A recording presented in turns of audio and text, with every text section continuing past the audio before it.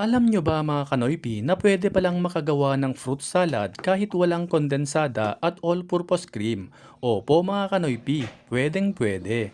Sa isang mixing bowl, ilagay natin ang kaong. At syempre, nata de coco. Maglalagay rin tayo dito ng fruit cocktail. Lagyan din natin ito ng cheese. At dahil wala tayong ilalagay na all-purpose cream at kondensada, ang gagamitin natin dito ay super thick vanilla ice cream. Sadyang matamis na at napaka-creamy na ng vanilla ice cream kaya wala na tayong idadagdag pa at wala na rin tayong iba pang dapat gawin kundi haluin ng haluin. At finally, gawa na ang ating fruit salad.